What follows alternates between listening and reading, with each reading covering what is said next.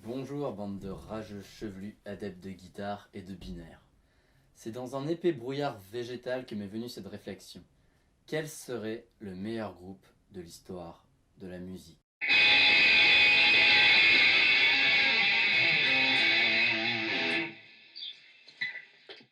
Attention, des groupes géniaux voire parfaits il y en a eu et j'espère qu'il y en aura encore. Mais là je parle du batteur, du bassiste, du guitariste et du chanteur qui une fois réunis formeraient l'orgasme auditif le plus pur. Le batteur, Dave Grohl, ex-membre de Nirvana, actuel leader de Foo Fighters. Pourquoi lui? Il est actuellement en train d'écrire une page de la musique.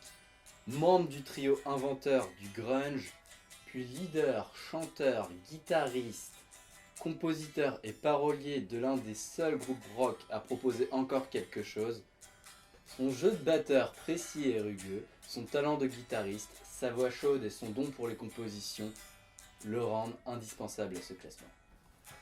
Et en plus, il a le sourire de l'âne de Shrek. Bassiste.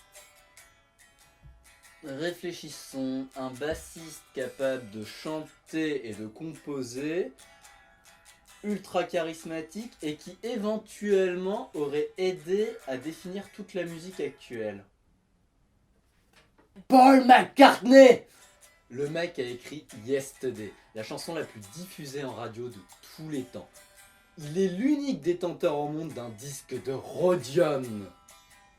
Il a été anobli par la reine et qu'y a-t-il sur son blason officiel? Une guitare. Pourquoi une guitare? Je croyais qu'il était bassiste. Il est aussi guitariste, il est aussi accordéoniste, il est aussi pianiste, ok? Il est tellement badass qu'on raconte de son vivant qu'il est mort. De son vivant qu'il est mort. Ça prouve quand même quelque chose, non? Que les gens sont cons. Exactement. Chanteur et guitariste rythmique, Bruce Springsteen. Excusez-moi, je crois que je me suis mouillé. Je reprends. Bruce Springsteen. Bruce Springsteen, déjà, c'est une voix. Une voix qui vous parle, qui vous murmure, qui vous amène. Vous ne pouvez pas faire sans, elle est hypnotisante. Quand il chante, tu ne peux qu'écouter. C'est également un compositeur fabuleux, avec une palette allant du rock au folk, en passant par le rap et la musique traditionnelle irlandaise. De plus, c'est un showman extraordinaire, faisant de chaque concert le meilleur de votre vie. Il est également ultra engagé. Le président de la VVA, la Veterans Vietnam of America, a même déclaré que sans Bruce Springsteen, son association n'existerait pas. Il a chanté à Berlin-Est en déclarant « J'aimerais voir plus de barrières tomber ». 2 mois plus tard, le mur de Berlin est tombé. C'est également un guitariste fabuleux, capable de solos renversants et trouvant toujours la meilleure rythmique pour accompagner sa voix. Et une planète porte son nom. Guitariste soliste. Je sais que beaucoup d'entre vous espéraient Clapton, Jimmy Page ou Slash. Désolé, mon choix s'est porté sur Brian May. Brian May est le guitariste de Queen. Il a offert à l'histoire de la musique quelques-uns de ses plus beaux solos de gratte, dont Bohemian Rhapsody ou The Show Must Go On. Son son est unique et ce, pour 2 raisons. La première, la Red Special. C'est sa guitare, il l'a fabriquée lui-même avec l'aide de son père alors qu'il n'avait que 14 ans, à l'aide de matériaux de récupération, un linteau de cheminée ou un couteau de cuisine. La deuxième, ce sont les anciennes pièces de 50 pence. Il s'en sert comme médiator. Le fer contre le fer, attaque directe.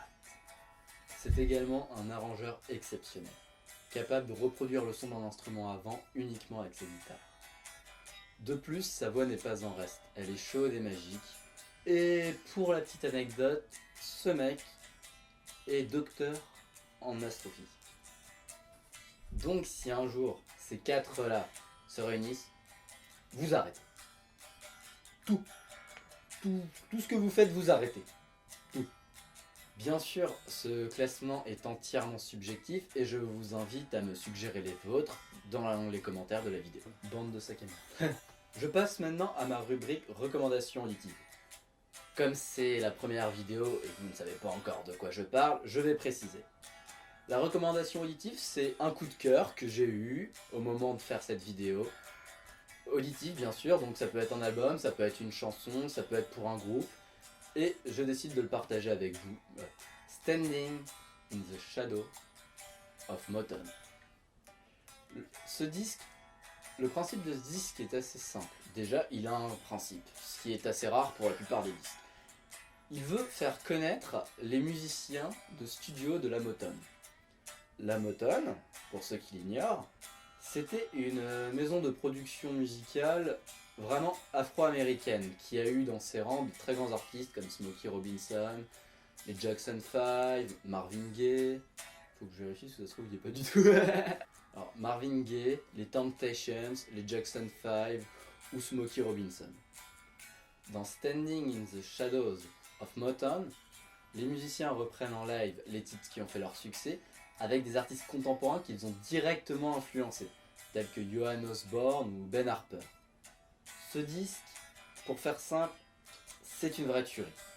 Vous le prenez en pleine gueule, c'est tout l'esprit soul qui vient à vous, qui vous donne envie de danser, qui vous donne envie de pleurer, de chanter.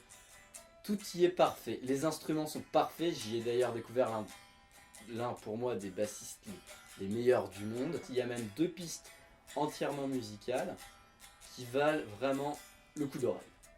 Il existe également un documentaire sur ce projet, disponible sur YouTube, uniquement en anglais, c'est dommage. Ceci dit, si vous comprenez un peu la langue de Shakespeare, vous ne serez pas déçus, il est super intéressant. Le lien étant bien sûr dans la description de cette vidéo. Voilà, c'est tout pour cette fois. Si vous avez aimé, éventuellement vous pourriez aimer la page Facebook.